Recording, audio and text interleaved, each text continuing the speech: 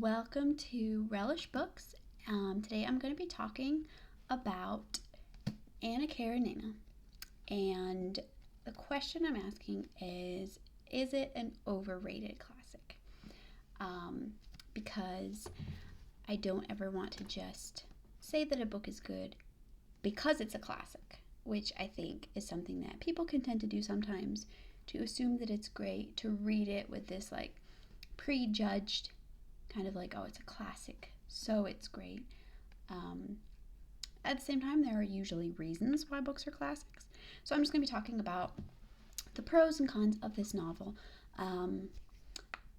and whether I think it deserves all the respect that it has. And so the first thing is by Leo Tolstoy, of course, and it was published in 1875 as a serial running through 1877, and it's set in the time period that it was written. The character Levin is based on Tolstoy himself, apparently, and the book has essentially two plot lines.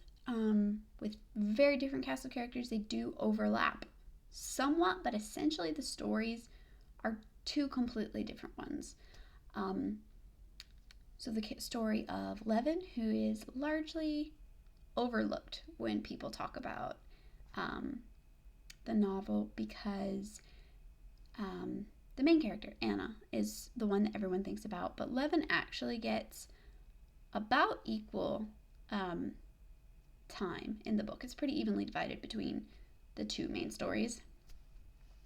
And so while Anna's story is, of course, all about her passionate love affair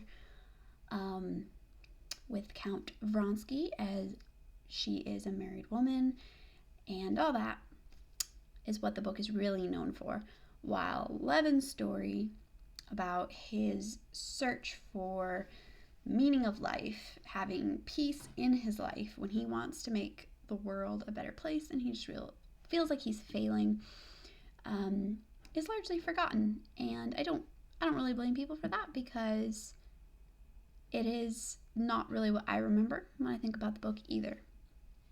But I just wanted to mention that the book is essentially two plots, and I think Tolstoy could certainly have made two completely separate novels if he'd wanted to, because the overlap of the characters is not very significant. There are some shared plot lines, but ultimately two totally different stories, but I believe that he put them together for a purpose, that they're meant to kind of contrast. So while everyone thinks of the book so much as this ultimate tragedy, well, that's how Anna's story ends, but Levin's story ends with a lot more hope and peace. So why I think that the book is so remembered and is considered such a great classic in the first place is because of its massive scope. It's a very, very big novel, and I don't mean that it's long, even though it is very long. I mean, it has every level of human emotion at some point. It feels like you feel like you go through everything that a person can go through, on this whole, in this kind of social atmosphere, because it is largely a society kind of story, a society drama, people struggling with the society that they're living in, whether it's their relationships not being accepted, or certain conventions, or the different classes, which is something that Levin really struggles with. A very social story. I think that's a reason one of the reasons it's a big classic. I think also it's great for history. Just reading this, there's so much culture it's just layers and layers of the culture, which is the same with War and Peace, which, as a side note, I actually think is a better novel. But yeah, just this massive amount of information, and novel form is a very pleasant way to get information, and so it's always fun for me when there's such a big social story and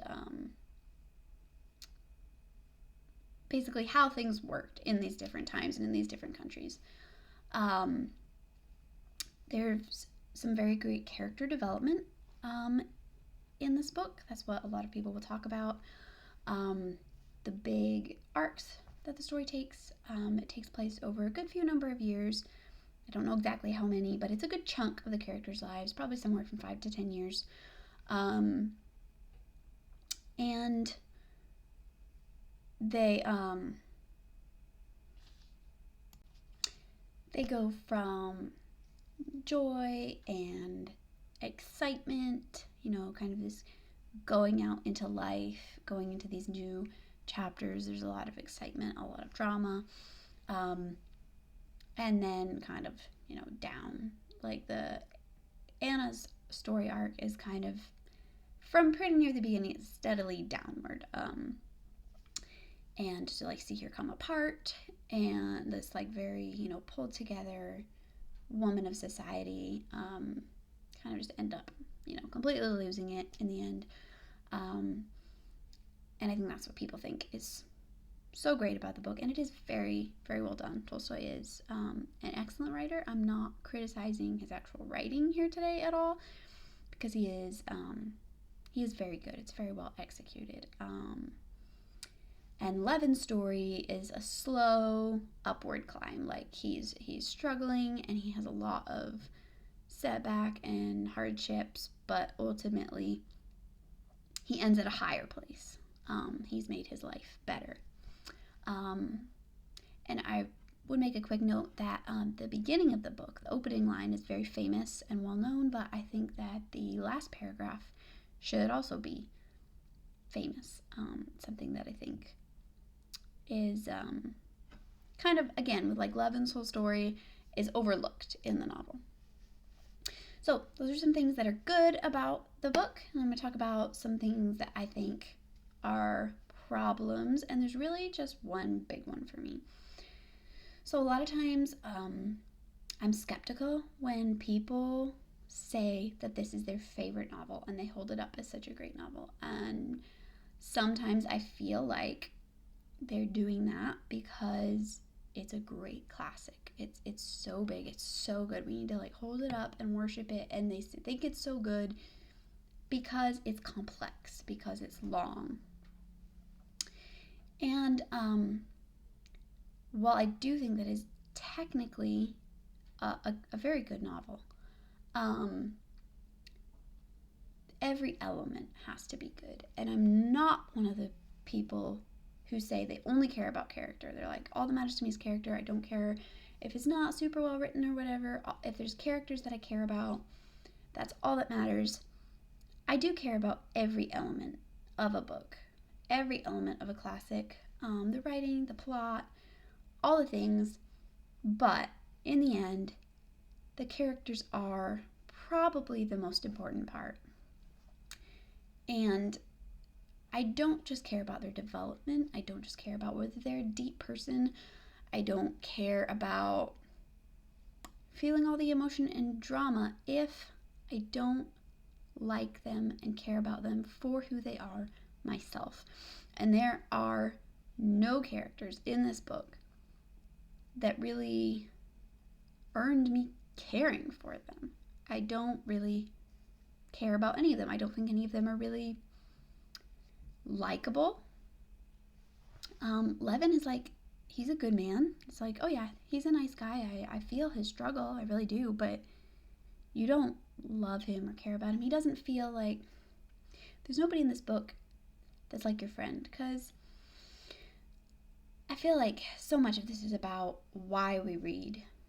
And if you're reading just for technical greatness, it is a great novel. It is wonderful. But I feel like people who really love books, most people who really love books,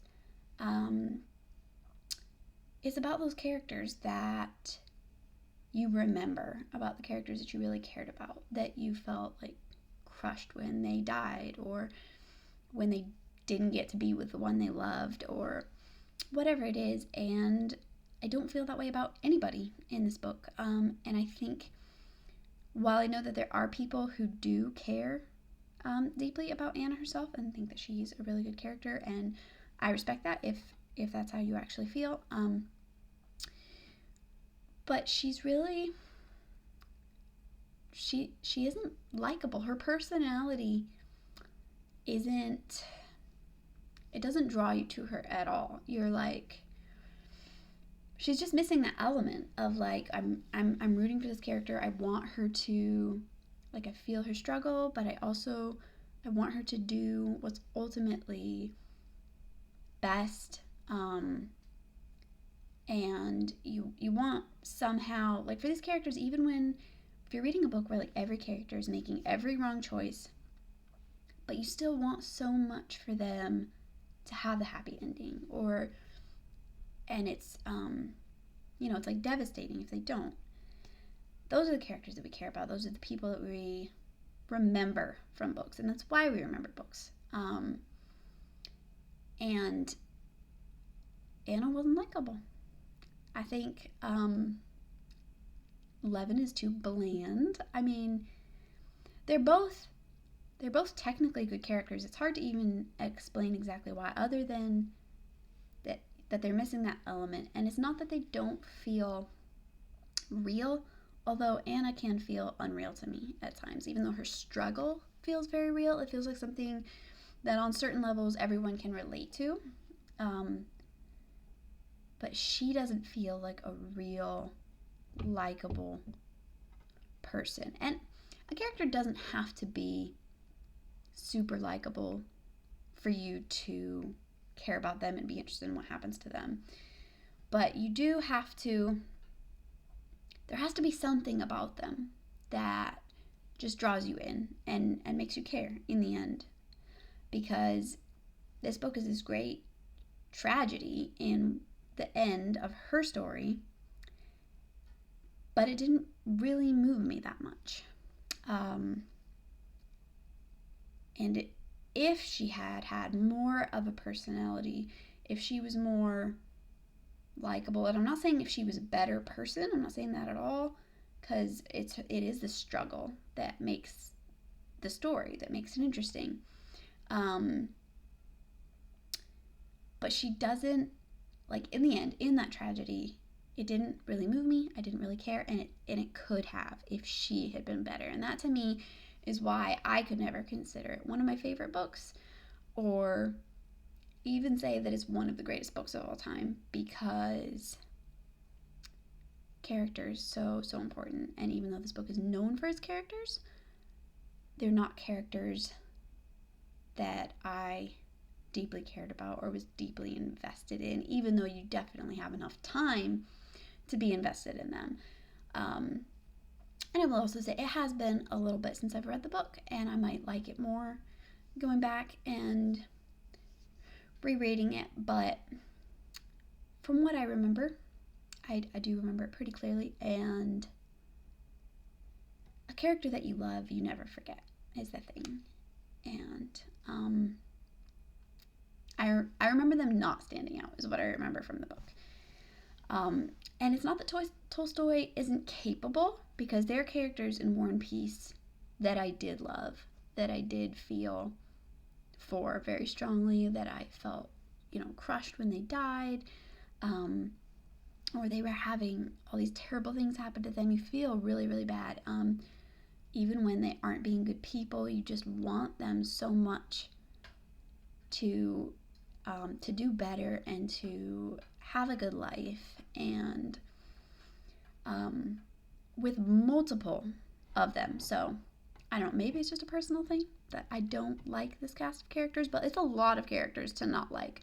I will make one mention of a character that I think has some very good development and is unique. And that would be Anna's husband. So her husband that she's unfaithful to. He's this very cold, like, hard businessman. He's very self-righteous. All this from what I remember, and you kind of just feel that way about him. Like, he's he's the main husband in this relationship where there's no love, and it makes you understand better how like Anna would fall for like the handsome, exciting guy, you know. But then as the story unfolds, you get this very unexpected side of him, this show of humanity and dignity and compassion that's that you hadn't seen in him before at all. And but it's very believable, and it's just like Anna and her lover can't even comprehend this kind of just dignity and goodness without a cause, essentially, other than just human compassion from a person that you never would have expected it from. And that's always fun when you have like a character take such a turn and be so somebody on the sidelines too that suddenly is unexpectedly being a super interesting character. Do I think that modern readers should read Anna Karenina? I think it depends on what you're looking for in a book. Again, it is technically a great novel, but if you're a very character-driven person, if all you care about is character development and just seeing how people react to certain situations, you'll definitely like it, I think.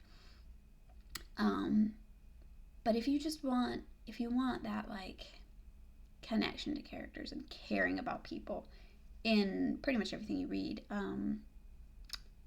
I would say it probably isn't for you, but I do think it is worth giving a try, at least, to find out. I would never put it on a required reading list for anybody, I don't think. And again, I would never want to consider a classic great just because it's a classic. I think it has stood the test of time, again, because of its emotional scope. And I did enjoy it when I read it, and I think a lot of people would. It's actually, for such a big novel, it's quite easy to read, I feel like, at least from what you might expect from a very long book by like a Russian author. It's quite readable, and I did enjoy it, even not really liking the characters. So I think that does say a lot for it. But again, I would never say it's my favorite. I'd be skeptical of people that do say it, but all you have to do is just ask them why they like it, because book people love to talk about books, which is why I'm here, and I'll be talking about them more next time. Bye.